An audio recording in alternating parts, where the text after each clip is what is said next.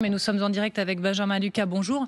Et merci beaucoup d'être avec nous ce matin. Vous êtes député NFP écologiste des Yvelines et membre du gouvernement, voilà le lapsus, du mouvement. Vous êtes entré dans un gouvernement ce matin grâce à moi, du mouvement Génération. Première information tout de même, on apprend qu'il n'y aura pas d'annonce du gouvernement avant 18h et que le président assistera bien à la minute de silence, journée de deuil national dans le pays. Pour vous, c'est le bon sens, c'est la décence? Ou alors vous jugez que l'attente est insupportable et qu'il aura fallu une annonce dès à présent?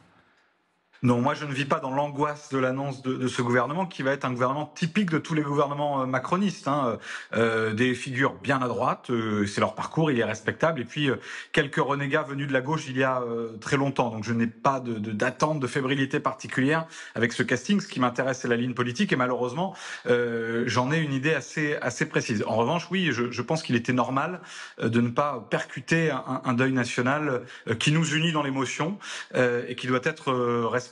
Donc je salue cette initiative de ne pas venir ramener de la petite politique, ramener du casting dans un moment qui doit être un moment d'unité nationale. Benjamin Lucas, restez avec nous. C'est l'heure du qui a dit, vous allez y participer, regardez.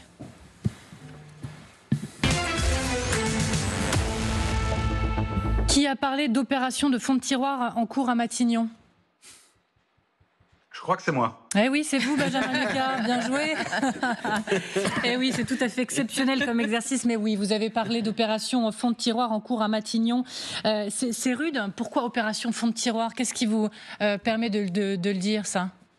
On voit bien qu'on va chercher les derniers qui s'étaient encore refusés à rentrer dans des gouvernements macronistes. Alors LR a totalement basculé maintenant dans une fusion avec le camp présidentiel, mais on nous parle de François Rebsamen, que j'aime bien par ailleurs, que j'apprécie, mais enfin qui soutenait Emmanuel Macron dès 2017 et qu'on nous présente comme une prise de guerre à gauche.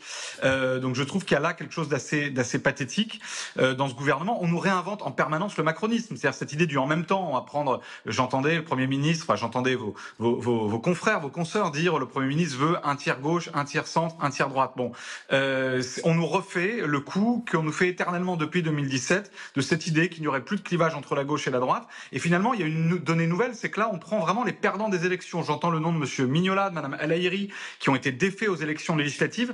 Ça montre à quel point François Bayrou comme Emmanuel Macron font peu de cas de la question démocratique.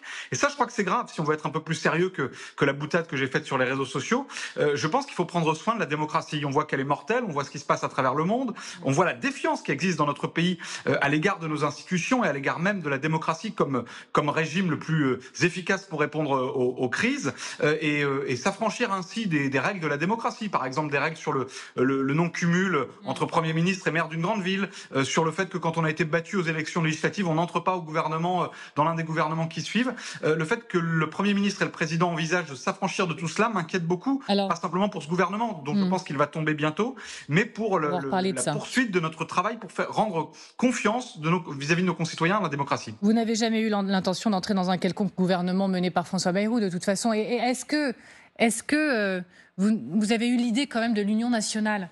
Est-ce que ça vous parle, cette idée-là? Est-ce qu'elle vous fait envie malgré tout? Est-ce qu'il y a quand même une envie de dépassement quelque part? Parce que les Français, eux, ils sont plutôt tentés quand même, ils en ont assez.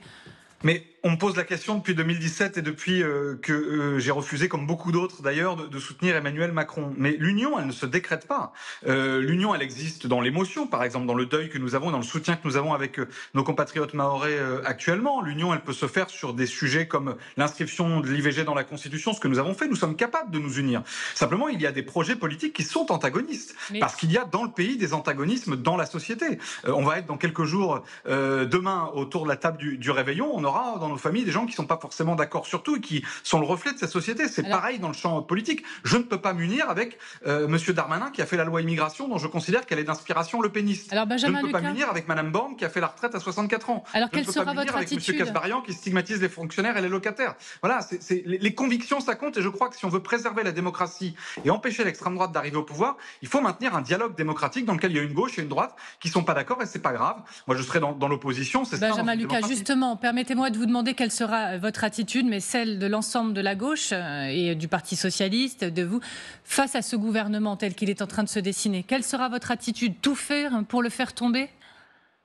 Je ne sais pas si c'est tout faire. En tout cas, moi, je souhaite que s'il me demande, d'abord, je souhaite qu'il demande la confiance. Ce serait un préalable, surtout au regard de la crise que nous vivons et que nous avons vécue. Et moi, je souhaite le censurer parce que je considère que le déni de démocratie provoqué par le président de la République au lendemain de la dissolution, quand il s'est affranchi du résultat des urnes, quand il a piétiné le barrage républicain, quand il a nommé Michel Barnier, ce déni de démocratie, il est renforcé par la nomination de François Bayrou, puisque au moins Michel Barnier, lui, n'avait pas été un soutien du président de la République. Or, François Bayrou, il est macroniste avant Macron, même si je puis dire. Et en tout cas, il est macroniste de la première heure. Or, la récidive, pour moi, d'un point de vue politique comme d'un point de vue judiciaire, c'est un facteur aggravant plus qu'un facteur d'excuse. Une question pour vous de Yael Gauze sur ce plateau. Benjamin Lucas, c'est un non définitif ou d'ici au 14 janvier, ça laisse du temps, discours de politique générale de François Bayrou, il y a encore une possibilité de négocier quelque chose? Et sur quoi, du coup? Moi, je vous dis, aujourd'hui, je souhaite censurer François Bayrou. J'en discuterai avec les collègues de mon groupe, avec mes amis du Nouveau Front Populaire. Après, on n'est jamais à l'abri d'une surprise, mais moi, je suis assez lucide, je n'y crois pas. François Bayrou, il est un macroniste, il est là, il a été choisi par Emmanuel Macron pour perpétuer la politique d'Emmanuel Macron. Je ne vois pas bien ce qu'il pourrait avoir à donner. D'ailleurs, il l'a dit lui-même, il ne veut pas abroger la réforme des retraites. Et il veut la renégocier pour 9 mois quand même, 9 mois d'ouverture. 9 mois d'ouverture. C'est-à-dire 9 mois. Je ne sais pas ce que ça veut dire. Pour l'instant, vous savez, on nous dit François Bayrou a tendu la main. Je ne sais pas ce qu'il y a dans sa main. Il n'y a rien dans la main de François Bayrou. Il nous dit la réforme des retraites, je ne l'abroge pas. Il nous dit Monsieur Retailleau va être maintenu au ministère de l'Intérieur. Vous m'imaginez, moi, qui ai porté la motion de rejet contre la loi de Darmanin, qui ai combattu cette loi dont je considère qu'elle est d'inspiration lepéniste, accepter de cautionner par mon abstention, par mon silence, un gouvernement dans lequel il y aurait Monsieur Retailleau qui reprend en permanence les thèmes et les termes de l'extrême droite et qui s'apprête à faire une deuxième version d'une loi immigration Darmanin en pire. Je ne le peux pas. Mes convictions vont à l'inverse de cela. Benjamin Lucas, dernière question, Tristan Banon. Oui, Monsieur Lucas, est-ce que vous vous rendez compte que tous, dans vos partis respectifs, vous dites que vous êtes prêts au compromis, à condition de vous-même n'en faire aucun? Vous venez de nous dire que vous ne ferez aucun compromis sur vos convictions. Hier soir, Fabien de Filippo, des Républicains, disait « Nous ne ferons aucun compromis sur nos valeurs et sur nos idées ». Ça ne peut pas marcher, en fait. Si personne est prêt à faire le moindre compromis sur l'intégralité de ce qu'il pense, vous comprenez bien que ça ne peut pas réussir dans une assemblée qui est tripartite, finalement. J'aurais plaisir, madame, à vous inviter à assister à une séance de l'Assemblée nationale. Mais vous répondez tous la même chose. 10 fois par jour des compromis. Vous savez, un texte de loi, il arrive et puis on débat sur des amendements et à la fin, ce n'est jamais la version initiale, ni pour celui qui l'a proposé, ni pour celui qui l'a combattu.